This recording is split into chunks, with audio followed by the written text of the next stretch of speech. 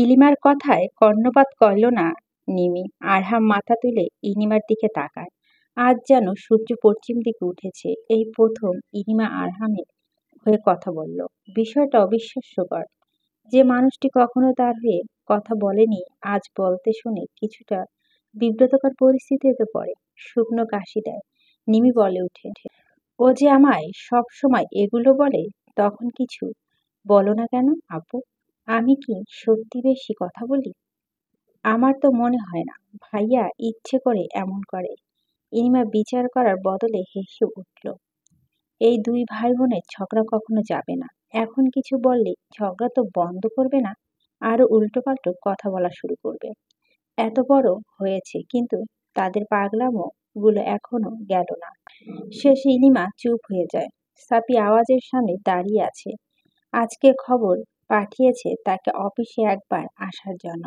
সেজন্যই আজ সে আওয়াজের অফিসে এসেছে। আওয়াজ নেই তাই সাপি একটা চেয়ারে বসে অপেক্ষা করেছে। অনেক সময় হয়ে গেল কিন্তু আওয়াজের আসার নাম নেই। তাই বসে বসে সাপি অপেক্ষা করছে। হঠাৎ আওয়াজ আসলো। তার পেছন পেছন শাহেদও এসেছে।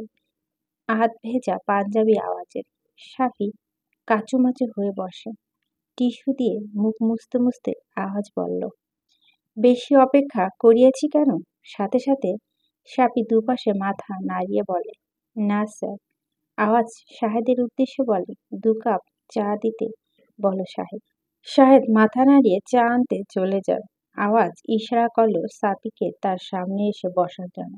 সাপি কিছু না বলে আওয়াজের সামনে বরাবর চেহারে এসে বসে। দুহাত গুজে চক্ষু জোড়া ছোট করে আওয়াজ সাফির দিকে তাকায়। তোমাদের পরীক্ষার রেজাল্ট দিল না কিছুদিন আগে? জি। রেজাল্ট কেমন হয়েছে? সাফি অধর মেলে হাসে। আলহামদুলিল্লাহ, ভালো হয়েছে, খুব ভালো। তো আর কি খবর তোমার? জি ভালো।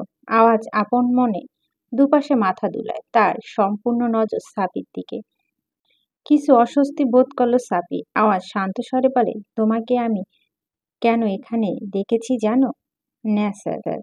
তুমি নাকি নিমির সাথে যোগাযোগ করার চেষ্টা করেছিলে? কথাটি শুনে সাফি যেন আকাশ থেকে পড়ল। সে তো কখনোই দেখা করতে চায়নি বা যোগাযোগও করতে চায়নি মিমির সাথে, বরং আরো চেষ্টা করেছে যাতে কখনোই নিমির সাথে যোগাযোগ কিংবা দেখা না করার। এমনকি শেষবারের জন্য নিমিকে কিছু বলেনি। সেই দিন থেকেই সব ভুলে গিয়েছে সে। নিমির ভালোর জন্য ছেড়ে দিয়েছে তাকে। সব ভুলে গিয়েছে, নতুন করে জীবন গড়ার প্রত্যাশা করেছে। আমি সেই দিন পর থেকে একেবারের জন্য যোগাযোগ করার চেষ্টা করিনি। আমার বন্ধু থেকে শুনেছি ওর কাছে নাকি কল দিয়েছিল। আমি আগেই মানা করে দিয়েছিলাম যাতে নিমি কল দিলে কখনো রিসিভ না করে। সেদিন থেকেই ওর নাম্বারটা ব্লক করে দিয়েছে। তাহলে কিভাবে যোগাযোগ করার চেষ্টা করব বলুন স্যার? নিঃশব্দে আওয়াজ হাসে। আমি জানি সব। শুধু দেখতে চেয়েছিলাম তুমি ঠিক কেমন মানুষ।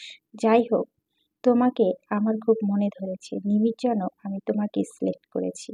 পরপর অবাক হয় সাপি। সে যেন কথাটি বিশ্বাস করতে পারছে না। আচমকা চোখ দিয়ে 2 ফোঁটা পানি পড়ে যায়। কিছু বলার ভাষা নেই তার। হাত কাঁপছে রীতিমতো। আওয়াজ সাপির কাঁধে হাত দেয়। আমি তোমাদের ভালো চেয়েছিলাম। আমি ভেবে রেখেছি যখন তুমি প্রতিষ্ঠিত হবে তখন বলবো। আমি নিজেকে তোমার বাড়ি প্রস্তাব পাঠাবো। এখন তোমাদের ভালোর জন্য আলাদা করেছিলাম, যাতে পরবর্তী সময়ে তোমরা দুজন ভালো থাকতে পারো। নিজের সব দিয়ে চেষ্টা করব তোমাদের এক করে দেওয়ার। নিজের এমন পরিচয় বানাও যেন আমার পরিবারের প্রতিটা মানুষ নিমিত্ত তোমাকে ঠিক করে এক দেখাতে। তবে একটা শর্ত, তুমি প্রতিষ্ঠিত না হওয়া পর্যন্ত এসব কিছুই নিমিকে জানাবে না। সাবি দুহাত দিয়ে চোখ মুছে। এভাবে যে আবারও তার ভালোবাসাকে ফিরে পাবে কখনোই ভেবে দেখেনি। সে তো চেয়েছিল ভুলে যেতে। বলা আছে পুরুষ মানুষ সহজে কাঁদে না, কিন্তু আজ সাবির ক্ষেত্রে অন্যটা হয়েছে। পুরানো ভালোবাসাকে নতুন করে ফিরে পাবে শুনে নিজের চোখে পানি ধরে রাখতে পারেনি। আজ এক হাতে নিজের মাথায় রাখে, ক্রমাগত ধন্যবাদ দিয়েই চলছে। অনেক কৃতজ্ঞতা প্রকাশ করে। আওয়াজের সাপি এরূপ কাণ্ড দেখে তৃপ্তিমূলক হাসে। কলিং বাজে। ইনিমা ফোনটা রেখে দৌড়ে দরজা খুলে দেয়। নিমির কোলে মাথা রেখে রুয়াদ শুয়ে আছে সোফায়। সারাদিন আর জ্বর আসেনি তার। সে এখন পুরোপুরি সুস্থ। আওয়াজ ফোনের কথা বলতে বলতে ভিতরে ঢুকে হুড়মুড় করে রুয়াত উঠে বসে। আওয়াজ একবার সেদিকটা তাকায়, অতঃপর অগ্রসর হয় নিজের রুমের দিকে। পরিবারের প্রত্যেকটা বড় সদস্যরা বসে কথা বলছে। রুয়াত, ইনিমা, নিমি সবার মাঝে নীরব দর্শকের মতো বসে কথা শুনছে। আওয়াজ সে যে বাসায় এসেছে তখন আর নিচে নামেনি একটিবারের জন্য। মায়া চৌধুরীকে বলেছে সে নাকি কি সব কাজে ব্যস্ত। কথা বলতে বলতে প্রায় রাত 12টার মতো বেজে যায়। সবাই একসাথে কথা বলা শুরু করলে আর হুঁশ থাকে না। এমনি কারোই খেয়াল নেই খাবারের কথা। যে যার মতো কথা বললেই চলেছে। এক পর্যায়ে মায়া চৌধুরী সবাইকে তাড়া দেওয়া শুরু করে। আওয়াজ আসেনি তাই মায়া চৌধুরী ইনিমাকে বলে, আওয়াজকে ডেকে নিয়ে আয়। যা, ছেলেটা সে কখন এসেছে, কি কাজ করছে, যা তুই ওকে গিয়ে বল খেতে আসতে নিচে। বলে মায়া চৌধুরী চলে যায়। ইনিমা গেল না, উল্টো রুয়াতকে বলছে যাওয়ার জন্য, কিন্তু সে কোনো মতেই যেতে রাজি নয়। তাই ইনিমা জোর করেছে। শেষ পর্যন্ত রুয়াত না পেরে আওয়াজকে ডাকতে গেল। দরজার সামনে এসেই উকি দেয়। বাইরে থেকে দেখা যাচ্ছে আওয়াজ রুমে নেই। তাই সে আওয়াজের অন্য রুমে যায়। সেখানে আওয়াজ তার সব পলিটিক্যাল মিটিং কিংবা সব তথ্য কাজ এখানেই করে। ল্যাপটপে খুব মনোযোগ দিয়ে আওয়াজ কিছু একটা দেখছে। রুয়াত কিছু না ভেবে বলে ওঠে, বড়মা ডেকেছে, বলেছে যে এখনই খেতে আসার জন্য নিচে। আওয়াজ ঘাড় ঘুরিয়ে রুয়াতের দিকে তাকায়। ভিতরে আসো। ধীর পায়ে রুয়াত রুমে প্রবেশ করে। ল্যাপটপটা একপাশে সরিয়ে রাখে যাতে রুয়াত কিছু না দেখতে পায়। থুতনিতে হাত বুলায়। স্বাভাবিক স্বরে বলে, জ্বর কমেছে তোমার? এখন আর নেই, তাড়াতাড়ি আসুন, বড়মা ডাকছে। তুমি যাও, আসছি আমি। রুয়াত চলে আসে। ল্যাপটপ বন্ধ করে দেয় আওয়াজ। এতপর নিচে আসে। তোরা কি ঘুমিয়ে পড়বি এখনই? বিছানা থেকে নেমে ইনিমা কথাটি বলে। রুয়াত আর নিমি ব্যালকনিতে দাঁড়িয়ে আছে। ইনিমার কণ্ঠস্বর শুনে রুমে আসে তারা। নিমি বলে, চলো আজ কোনো ভৌতিক কিছু দেখি টিভিতে, অনেকদিন দেখা হয় না। নিমি কথাটি ইনিমা পছন্দ হয়ে গেল। সেও তাদের সায় দিল। কিন্তু রুয়াত বলছে দেখবে না, সে নাকি ঘুমাবে। ইনিমা রুয়াতের কোনো কথা না শুনে তাকে নিয়ে চলে আসে। টিভিতে দি রং হাউস মুভিটা চালু করে। প্রথম প্রথম ভয় না পেলেও শেষে কিছু ভয়ঙ্কর সিন দেখে চিল্লিয়ে ওঠে তিনজন। সবাই গভীর ঘুমে। আওয়াজ কারো কান পর্যন্ত যায়নি, কিন্তু আওয়াজ কাজ করছিল দেখে তিনজনের চিৎকার শুনে তাড়াহুড়া করে নিচে আসে। এসব কাণ্ড দেখে হুট করে মাথা গরম হয়ে যায়। ধমকে ওঠে সবাইকে, রাত 2টোর সময় নাটক করছো তোমরা? ফাজলামো হচ্ছে। টিভি বন্ধ করে এক্ষুনি এখান থেকে সবাই যাবে। না হয় আমার থেকে খারাপ আর কেউ হবে না। কোনো শব্দ ছাড়া এখান থেকে চলে যাবে। যাও এক্ষুনি। চৌধুরী বাড়ির সকলে গ্রামে এসেছে। কিছুদিন ধরে রাহিম চৌধুরী আর আয়শা চৌধুরী কল দিয়ে যাচ্ছিল সবাইকে, কিন্তু কেউ তেমন আসার জন্য রাজি হয়নি। আওয়াজ সকলকে রাজি করিয়ে তারপর গ্রামে পাঠিয়েছে। মাহের চৌধুরী ও আওয়াজ আসেনি। ফজলুল চৌধুরীকে জোর করে পাঠিয়ে দিয়েছে।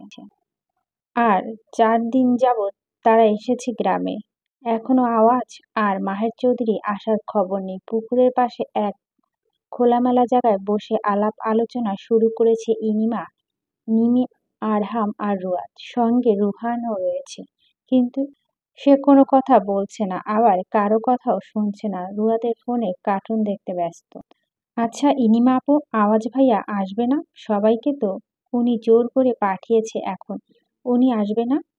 নিমির কথা ইনিমা চুপ হয়ে অন্যদিকে তাকিয়ে আছে। রুয়াত আর আরহাম উত্তর জানার জন্য খুব আগ্রহ দৃষ্টিতে তাকায়, কিন্তু তার উত্তর দেওয়ার খবর নেই। অন্যমনস্ক হয়ে তাকিয়ে আছে। নিমি হালকা হাতে ঝাঁকুনি দিল ইনিমার হাতে। চকিত নজরে সে তিনজনের দিকে তাকায়। কি হয়েছে তোমাদের? এভাবে সবাই আমার দিকে তাকিয়ে আছিস কেন? আর নিমির হাতে ধাক্কা দিয়েছিলি কেন? ইনিমার কথা শুনে নিমি থ মেরে বসে আছে কিছুক্ষণ। তাহলে আর কথা এক অংশ ইনিমা শোনেনি। এরকম ভাবে নিমিকে তাকিয়ে দেখে ইনিমা বিরক্তকর শব্দ করে, আপু, নিমি বলেছিল আওয়াজ ভাই আসবে কিনা, এইটুকু বলেছে। রুয়াত উত্তর দিল সে আগে বুঝেছে নিমি এখন কিছু বলবে না। ইনিমা কথা শুনে থম মেরে বসে আছে। খানিকটা হেসে আরহাম, ও কিন্তু রুয়া, তুই জানিস না ভাইয়ার সাথে কথা হয়নি বুঝি তোর? ভ্যাকাচ্যাকা খেয়ে যায় রুয়াদ। পাশ ফিরে আরহামের দিকে তাকায়। সে খুব মনোযোগ সহকারে তাকিয়ে আছে। সেই দিন বকা দেওয়ার পর থেকে রুয়াদ আর আওয়াজের সাথে কথা হয়নি, কারণ আওয়াজ তার কাছে ব্যস্ত হয়ে পড়ে। সাত সকালে বাসা থেকে বের হলে অনেক রাতে বাড়ি ফিরত। যখন সবাই ঘুমিয়ে পড়তো তখন সারাদিন আওয়াজের কোনো খোঁজ খবর পাওয়া যেত না। এত পরিমাণ ব্যস্ত ছিল কাজ নিয়ে, তাই আর রুয়াদের সাথেও কথা হয়নি আওয়াজে। কিছু না ভেবে রুয়াদ বলে, না আপু, ওনার সাথে আমার কোনো কথা হয়নি। কয়েকদিনে ভাইয়া বলেছে আসবে, তবে কবে তা বলেনি। মায়ের কাছে থেকে শুনেছি ভাইয়া এখন কাজের চাপ বেশি, জানি না কবে আসবে। রুয়াদ আর কিচ্ছু বলো না, তার চিন্তায় কিছুটা হলেও কমেছে এখন, কারণ কয়েকদিন আওয়াজ কোনো কথা বলেনি তার সাথে। আওয়াজ কেমন আছে, কি কারণে যোগাযোগ করছে না, এগুলো নিয়ে একটু আধটু চিন্তায় ছিল। এখন তার চিন্তা একটু হলেও কমেছে। কাজ সবারই থাকে, আর তাদের সম্পর্কের এমন কোনো পর্যায়ে যায়নি যে একদম খোঁজ খবর নেওয়া লাগবে। একবার মনে অস্থিরতার সৃষ্টি হলে ইচ্ছে করে কল দেয়নি রুয়াদ। নিজের খারাপ লাগাটাকে দমনের চেষ্টা করেছে। একবার আওয়াজের কাছে কল দিয়ে কেঁদেছিল। নিমিষে পরিমাণ তাকে এর কথা বারবার শুনিয়েছে। সেই থেকে ঠিক করেছে অন্তত আওয়াজকে আর কল দিবে না। পুকুরের পাশে আরো কিছুক্ষণ বসে বসে তারা চারজন মিলে কথা বলছে। আজকে নিমি যথেষ্ট চুপ হয়ে আছে, কিন্তু আরহাম চুপ নেই। সে তার মতো কথা বলছে। আসলে দুই ভাই বোন অনেক কথা বলে, এটা মিথ্যা নয়। তবে যখন কথা বলা শুরু করে আরেকজনে তা সহ্য হয় না। এগুলো ভেবেই ইনিমা মিটমিট করে হাসছে। বাড়িতে হই হুল্লা আওয়াজ শোনা যাচ্ছে, বিশেষ করে রাহিম চৌধুরী খুব জোরে জোরে কথা বলছে। যেহেতু একতলা বাড়ি আর রুমগুলো পাশাপাশি, তাই আওয়াজও আসছে খুব স্পষ্টভাবে। দুপুরে খাওয়ার পর রুয়াদ ঘুমিয়ে পড়ে।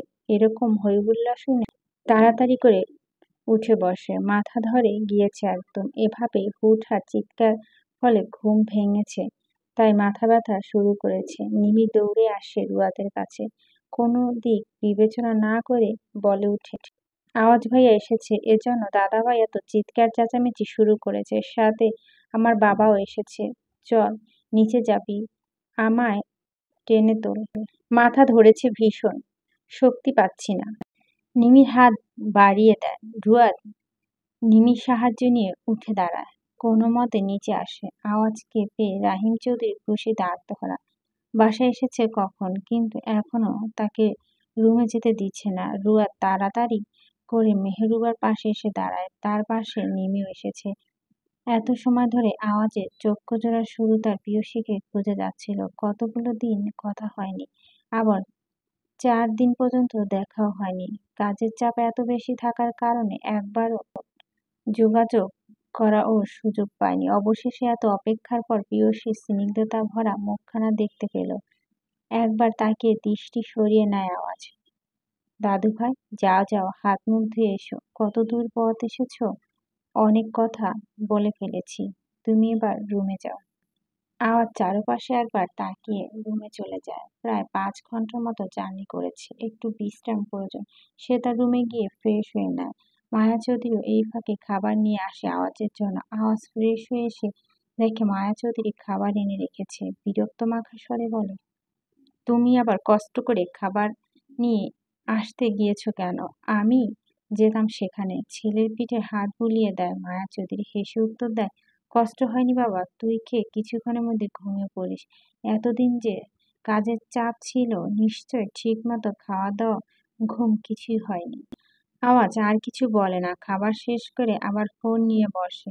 কোনো একটা লোকেশন খুঁজে যাচ্ছে ক্রমশ, কিন্তু কিছুই পাচ্ছে না। খুব বড় সমস্যা হয়ে গিয়েছে। তার ক্ষতি করার জন্য একজন অগোচরে খুব বড় গেম খেলছে, তাকেই খোঁজার জন্য চেষ্টা করছে আওয়াজ। এক পর্যায়ে ফোন রেখে আওয়াজ ঘুমিয়ে পড়ে কিছু সময়ের জন্য। বাড়ির উঠোন জুড়ে সবাই আড্ডা দিচ্ছে। সবার হাতে চায়ের কাপ, চা খাচ্ছে আর আড্ডা দিচ্ছে। মাহের চৌধুরী না আসতে ফজলু চৌধুরী এই কয়েকটা দিন চুপ ছিল। তিনি সবচেয়ে বেশি কথা বলেন মাহের সাথে। আর এখানে আসার পর থেকে মায়া চৌধুরী কাজ নিয়ে ব্যস্ত হয়ে পড়েছেন, তাই একমাত্র রাহিম চৌধুরী ছাড়া ফজলুল চৌধুরী কারো সাথে তেমন কথা বলতে পারেন না। আশেপাশে থেকে মাঝে মধ্যে খুব জোরে জোরে বাতাস বইছে, তারা ঠিক করেছে উঠোনে বসে আড্ডা দিবে। প্রায় ১ ঘন্টা পর আওয়াজ উঠছে, বাড়ির সামনে উঠোন থেকে কথাবার্তা আওয়াজ আসছে। আওয়াজ একবার চারপাশের দিকে তাকিয়ে বের হয় বাড়ি থেকে, সবার সাথে আড্ডা যোগ দেয়। রুয়াদের পাশে চেয়ার এসে বসে, কিছু হকচকিয়ে গেল রুয়াদ। পাশে ফিরে আওয়াজের দিকে তাকায়, পকেট থেকে ফোন বের করে সেটা দেখা শুরু করে। মেহরুবা কিছুক্ষণ পর আওয়াজকে এসে ১ কাপ চা দিয়ে যায়। গরম ধোয়া ওঠা চা খাচ্ছে আর ফোন দেখছে। দাদুভাই গ্রামে তো আসলে এবার বিয়েটা সেরে ফেলো, বেশি অপেক্ষা করতে নেই।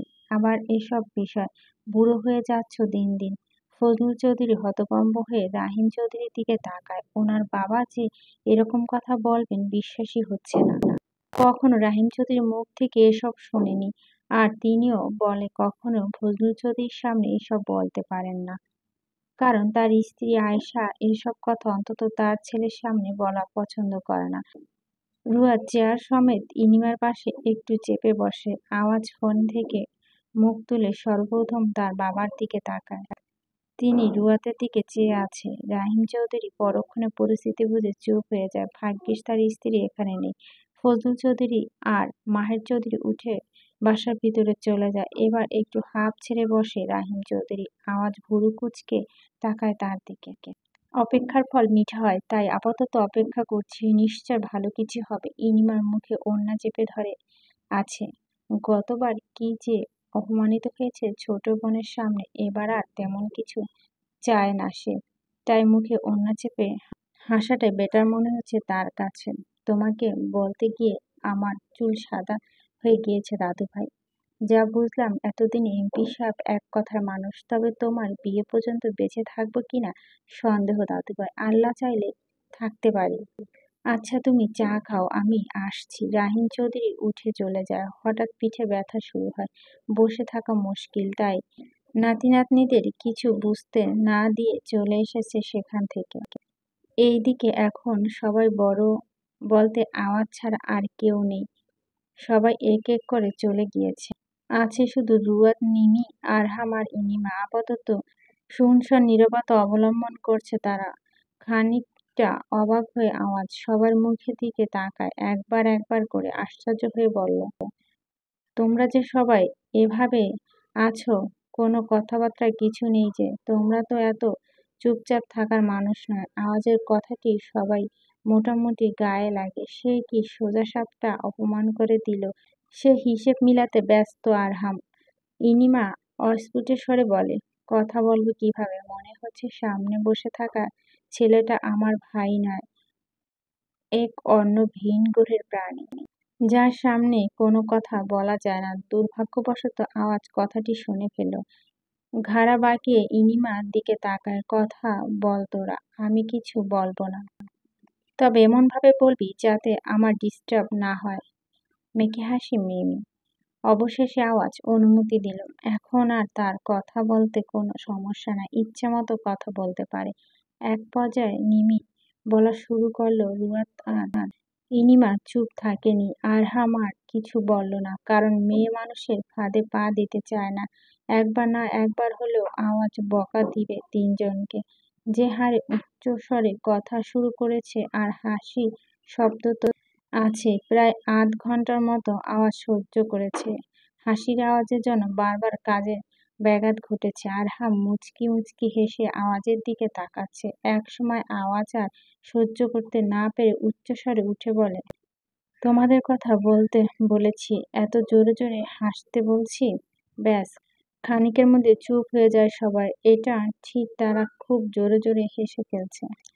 আওয়াজ আগে বলেছিল এমনভাবে কথা বলতে যাতে তার কোনো রকম ডিস্টার্ব না হয়। আওয়াজ ফোন ট্রাউজারের পকেটে পুরে বিরক্তকর শব্দ করে।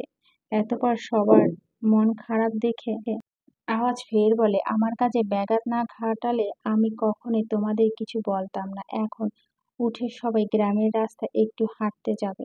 খুশি হয়ে যায় তারা।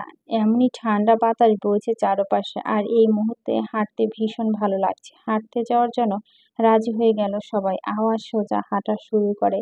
তার পেছন পেছন ইনিমা, আরহাম, রুয়াদ, নিমি হাঁটছে আর কথা বলছে। এক সময় আওয়াজ আস্তে হাঁটা শুরু করে, ক্রমশ পেছন দিকে যায়। সবার সাথে তাল মিলিয়ে হাঁটছে রুয়াদ, কথার ধ্যানে আশেপাশে তাকানোর মতো খেয়াল নেই।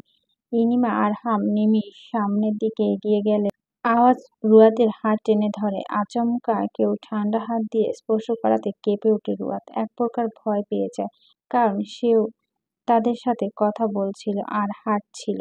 তাই হঠাৎ কেউ হাতে স্পর্শ করাতে ভয় পেয়ে যায়। এক হাত রুয়াদের মাথায় রেখে আওয়াজ বলে, আরে পিয়সী, আমি তো। ভয় পেলে কেন? শান্ত হয় রুয়াদ। চোখ খুলে আওয়াজকে দেখে ভয় কিছুটা কমে। সঙ্গে সঙ্গে হাত ছুটানোর চেষ্টা করে। আওয়াজ ছাড়ল না, বরং আরো শক্ত করে রুয়াদের হাত মুঠো করে। হাত ছোটানোর চেষ্টা করো না, আমি ছাড়বো না, আর শক্ত করে ধরবো।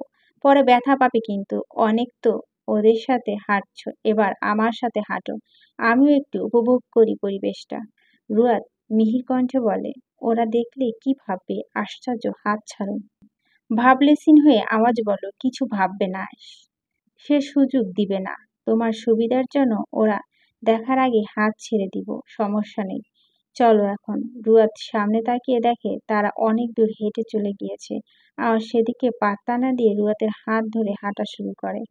তুমি রাগ করে আছো, তাই না? সহসা রুয়াতে উত্তর দেয়। কেন? এটা মনে হলো আপনার? ওই যে এতদিন খোঁজ নেওনি, সেজন্য বললাম আর কি। আমি তো খোঁজ খবর না নিলেও আবার কান্নাকাটি শুরু করো। তা এবার কি কেঁদেছো? কোথায় কেঁদেছো? সবার সামনে নাকি ওয়াশরুমে? থতমত খেয়ে যায় রুয়াদ। মাথা তুলে আওয়াজের দিকে তাকায়। বাজে কথা বলবেন না, আমি মোটেও কাঁদিনি। বড়মা বলেছে আপনি কাজে ব্যস্ত আছেন। নিঃশব্দে হাসে আওয়াজ। ও, এজন্য কাঁদনি, বুঝেছি। রুয়াদ আর কিছু বলল না। আওয়াজ ফের বলে ওঠে, মন খারাপ পিয়সী? না। তাহলে আপনি সবসময় আমাদের বকাবকি করেন কেন? ওদিন একবার বকেছিলেন, ভাগ্যিস আপনার চিৎকার করে কথা বলার কেউ শোনেনি, না হয় কি যে হতো। আজ আবার বকেছেন। একে তো নিজেই বলেছেন কথা বলতে, তার উপর জোরে জোরে কথা বললে রেগে গিয়েছে। এইটুকু বলেই রুয়াদ মুখ ফিরিয়ে নেয়। আওয়াজ মাথা নিচু করে পিয়সীর পানে চায় একবার। অধিক বকা দেওয়ার কারণ ছিল মধ্যরাতে হরমুভি দেখে তোমরা সর্বপ্রথম চিৎকার দিয়েছ, তাই বকেছি। আজকেও বকার কারণ ছিল। আগে বলেছিলাম এমনভাবে কথা বলতে যাতে আমার কাজে ডিস্টার্ব না হয়। তোমরা তো তা করলে না, বরং উল্টো জোরে জোরে হাসাহাসি শুরু করে দিয়েছ। কতবার যে আমার কাজে ব্যাঘাত ঘটেছে জানো? নিজের ভুল বুঝতে পেরে রুয়াদ চুপ হয়ে যায়। না বুঝে লোকটাকে দোষ দিয়ে দিল। এখন তো নিজের কথা নিজেই লজ্জা পেয়েছে, তাই এই মুহূর্তে চুপ থাকাটা বেশি প্রাধান্য দিল। আসলে আমার বকা দেওয়ার মাঝেও ভালোবাসা আছে, কিন্তু সেটা পিয়সী বুঝতে পারে না। আওয়াজের এরূপ কথায় ফিক করে হেসে দেয় রুয়াদ, তবে তার কোনো শব্দ ছাড়া। আওয়াজ ঠিকই তো উপলব্ধি করতে পেরেছে। এমন তো অবস্থায় আওয়াজের ফোনে কল আসে। ফোনের নাম্বার দেখে সবার আগে রুয়াদের দিকে তাকায়। অধর কামড়ে কিছু একটা ভাবে। এতপর বলে ওঠে, তুমি ওদের কাছে যাও, আমার কল এসেছে। ভয় পেও না, আমি তাকিয়ে আছি। তুমি ওদের কাছে যাওয়ার পরই কল রিসিভ করব। রুয়াদ কিছু না ভেবে দ্রুত পায়ে হেঁটে নিমির কাছে চলে যায়। তারা একেবারের জন্য রুয়াদকে জিজ্ঞেস করেনি যে রুয়াদ কোথায় ছিল এতক্ষণ। তাদের খেয়াল ছিল না এক পাশে দাঁড়ায় চারজন, একটু দূরে আওয়াজ কথা বলছে। রুয়াদ সেদিকটা চেয়ে আছে। এক সময় ইনিমা পাঠায় আওয়াজের কাছে রুয়াদকে কখন বাসায় যাবে জিজ্ঞেস করার জন্য। গুটি গুটি পায়ে রুয়াদ আওয়াজের কাছে দাঁড়ায়। দুর্ভাগ্যবশত আওয়াজের কাঙ্ক্ষিত গোপন কথা একটি লাইন শুনে ফেলে, যেখানে আওয়াজে সজ্ঞানে বলেছিল ওকে খুঁজে পাওয়ার পর ইচ্ছে মতো পেটাবে, যাতে হাত পায়ে প্রতিটি হাড় ভেঙে যায়। তারপর আমি নিজের হাতে তাকে মেরে ফেলবো। কথাটি শুনে থতমত করে কেঁপে ওঠে রুয়াদ। আওয়াজ মানুষ মারবে বিশ্বাস হচ্ছে না তার। শরীরে প্রতিটি অঙ্গ কেঁপে উঠেছে বারংবার। চোখ দিয়ে পানি পড়ছে অনবরত। আওয়াজ কিছু একটা শব্দ শুনে চমকে পিছনে ফিরে তাকায়। রুয়াদকে দেখে অবাক হয়ে যায়। তাড়াতাড়ি করে কল কেটে ফোন পকেটে পুরে অস্ফুট স্বরে রুয়াদ বলে ওঠে, আপনি মানুষ খুন করবেন এমপি সাহেব? সবার মুখশ্রীতে চিন্তার ভাব। মেহরুবা বারবার তার মেয়ের হাত পায়ে মালিশ করে দিচ্ছে, সাথে মায়া চৌধুরী আর জেবাও রয়েছে। চোখ মুখে কঠোর ভাব ফজলুল চৌধুরী। রাত বেশি হয়ে যাওয়া, ডাক্তার নিয়ে আসতে পারেনি। এমন পরিস্থিতিতে না হয় যে এই মুহূর্তে কোনো ডাক্তারের কাছে নিয়ে যাওয়া যাবে। আওয়াজ সেই কাঙ্ক্ষিত বাক্যটি শোনার পর অস্ফুট স্বরে রুয়াদ কিছু বলে জ্ঞান হারিয়ে ফেলে। চৌধুরী বাড়ির কোনো মানুষ কখনো এসবের সাথে জড়ায়নি, আর ভবিষ্যতে জড়াবে এটাও ভাবতে পারেনি রুয়াদ। তাও কিনা সে ব্যক্তিটি, তার ভালোবাসার মানুষ, এমন কথা সহ্য করতে না পেরে জ্ঞান হারিয়ে ফেলেছিল। আগে কখনো এরকম পরিস্থিতির শিকার হয়নি রুয়াদ। আজ এমন কথা শুনে নিজেকে আর ঠিক রাখতে পারেনি। হিতাহিত জ্ঞান হারিয়ে ফেলেছে সে। খুব মনোযোগ দিয়ে রুয়াদকে পর্যবেক্ষণ করেছে আওয়াজ। অনেক সময় পেরিয়ে গিয়েছে অথচ জ্ঞান আসছে না। মোটামুটি সবাই খানিকটা চিন্তিত। মেহরুবা মনে একটা প্রশ্ন ঘুরছে, কিভাবে জ্ঞান হারালো? আর জ্ঞান এখনো আসছে না কেন? বিশেষ করে ফজলুল চৌধুরী বেশ সন্দেহ করছেন আওয়াজের উপরে, কিন্তু চুপচাপ দাঁড়িয়ে আছে শুধু। তিনি ভেবেছেন আওয়াজ আবার কিছু বলল না তো, যে কারণে জ্ঞান হারিয়েছে। ইনিমা, আরহাম, এমনকি নিমিও কেউ কারণ জানে না এই রহস্য। রুয়াদ জ্ঞান হারানোর পর আওয়াজ তাড়াতাড়ি করে ধরে ফেলে তাকে। এমন তো অবস্থা উচ্চস্বরে তিনজনকে ডাকা শুরু করে। যেহেতু আওয়াজ হাঁটতে যাওয়ার সময় গাড়ি দিয়ে যায়নি, এমন কিছু হবে সেটা তো তার খেয়াল আসেনি। হুট করে রুয়াদ কথাটি শোনার পর এরূপ কিছু হয়েছে, তাই আওয়াজ কোনো কিছু না ভেবে ইনিমার সাহায্য নিয়ে রুয়াদকে সহকারে একটা রিকশা করে বাসায় চলে আসে।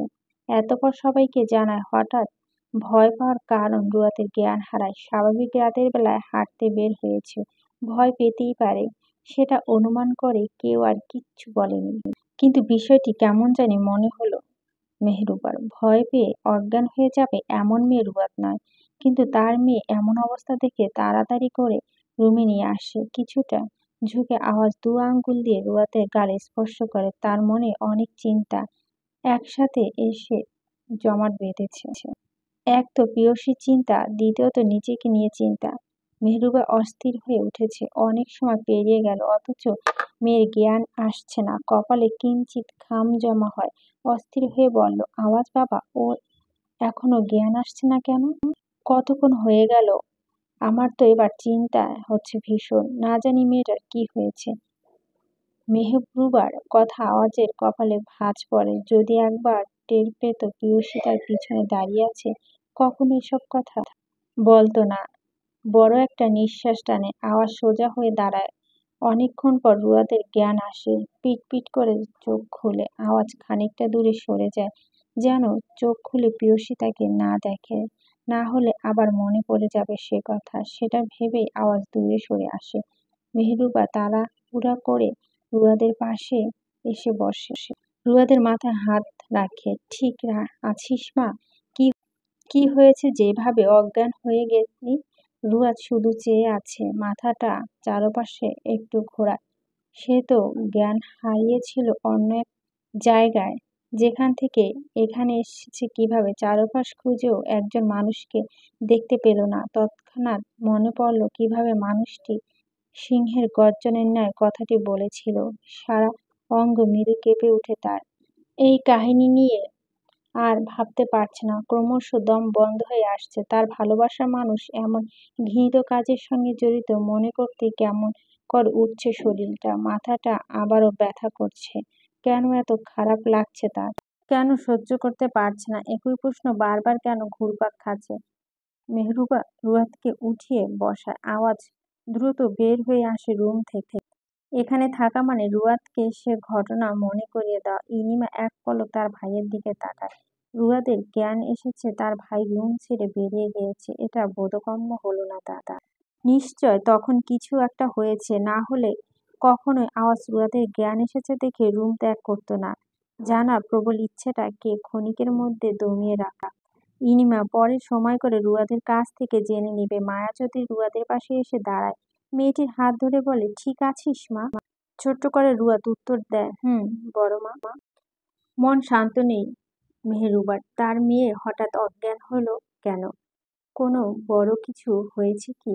মায়ের মন শান্ত নেই, তখনকার আওয়াজের কথাটি মেনে নিতে পারছে না। মেয়ে এমন হওয়াটা বড্ড অস্থির অস্থির লাগছে তার। রুয়াদের দিকে কিছু এগিয়ে যায়, মায়ের গালে আদুরে স্পর্শ করে। মা, কি হয়েছে তোর?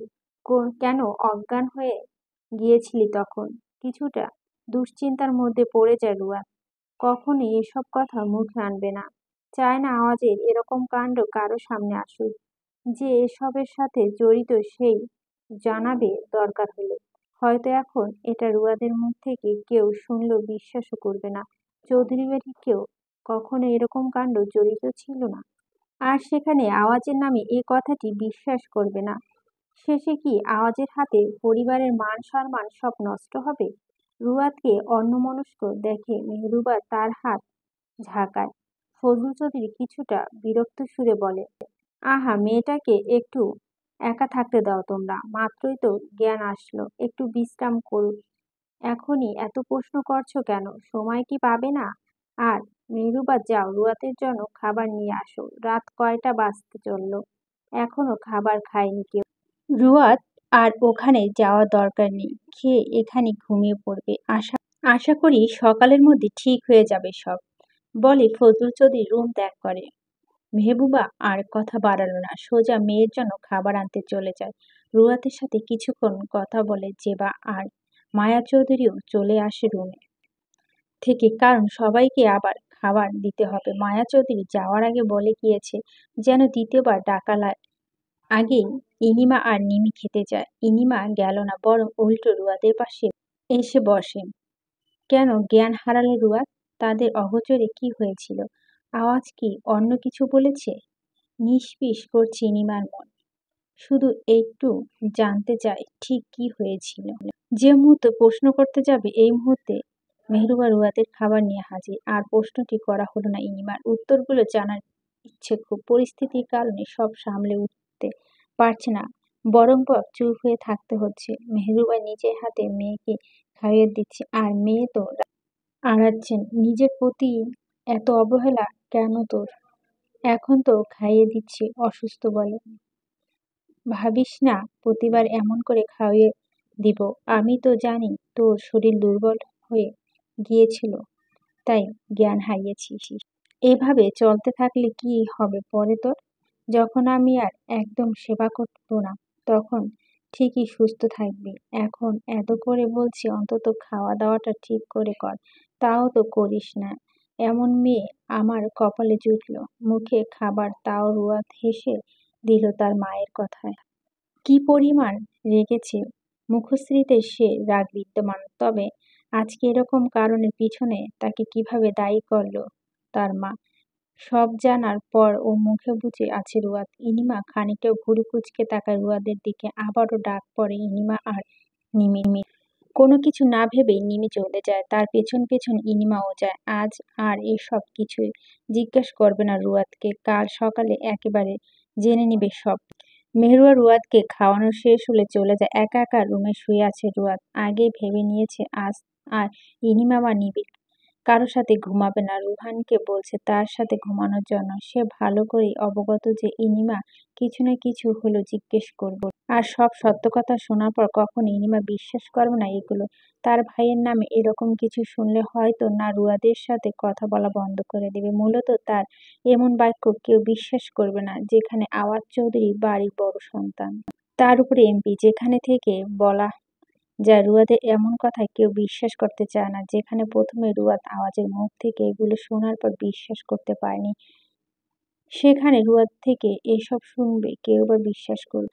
পাতলা কাঁথা রুয়াদের গায়ে জড়িয়ে নেয়। এত ভাবনার মাঝে নিজেকে খানিকটা পাগল পাগল লাগছে। মনকে একটু শান্ত করা দরকার, এগুলো ভেবে আর মনকে অশান্ত দিতে চায় না। তবে কোনো মতেই সে বাক্যটি ভুলতে পারছে না। কি করে ভুলে যাবে? এত সহজে ভোলা যায় না। বেশ কিছু সময়ের মাঝে রুয়াদ ঘুমিয়ে পড়ে। মেহরুবা একবার এসে দেখে যায়, সাথে ইনিমাও এসেছিল। রুয়াদকে ঘুমাতে দেখে আবার ফিরে যায়। রাত ৩টা, চারপাশে শুনশান নীরবতা। গ্রাম অঞ্চলে রাতের বেলায় যে সব পোকামাকড়ের আওয়াজ শোনা যায়, সেগুলো আওয়াজে ভেসে আসছে কক্ষে। মধ্যরাতের বেলায় গ্রামের বেশিরভাগ মানুষ গভীর ঘুমে থাকে। শহরের মতো এত রাতে আর যানবাহনের শব্দ হয় না। মানুষই নিশ্চিন্তে ঘুমাতে পারে। তেমনি নিশ্চিন্তে ঘুমিয়ে আছে রুয়াদ। তার সামনে যে এক কঠোর মানব বুকে হাত গুজে দাঁড়িয়ে, সে কি জানে প্রায় 15 মিনিট ধরে দাঁড়িয়ে প্রেয়সীকে দেখে যাচ্ছে। একজনকে চিন্তায় ফেলে সে এখন শান্তিতে ঘুমিয়ে আছে। আওয়াজ হাঁটু গেড়ে বসে রুয়াদের পাশে আলতো করে স্পর্শ করে মেয়েটির হাত। এক দৃষ্টিতে চেয়ে আছে, তবুও যেন এভাবে চেয়ে থাকতে মন চাচ্ছে শুধু। নিজেকে নিয়ন্ত্রণ করে আওয়াজ হাতগুলো সেখান থেকে এনে গুটিয়ে ফেলে।